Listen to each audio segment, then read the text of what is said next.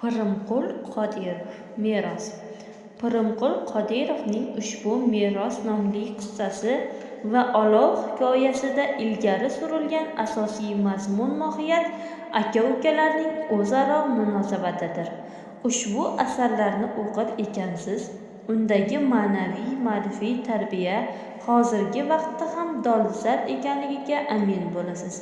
Meros qissasining asosiy qahramoni Yolqin obrazida el-yurt xizmati, oila farovonligi yo'lida hatto o'zini ham ayamaganiga guvoh bo'lasiz. Ikkinchi jahon urushidan keyin ishchi kuchi kamayib ketgan, asosiy o'g'irlik voyaga yetmagan bolalarga va onalarga tushayotgan davrda Yolqin bu muammolarni hal qilish uchun qishloq xo'jaligi mexanizatsiyani joriy etish harakatiga tushadi. Albatta buning uddasidan chiqadi.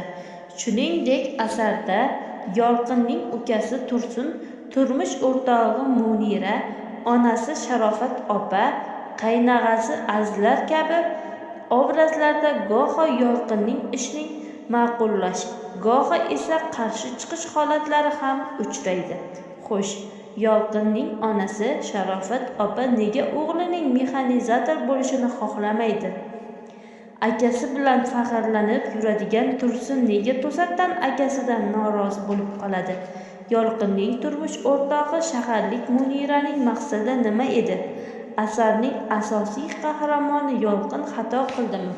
Ushbu savollarga asarni o'qish davomida javob topasiz.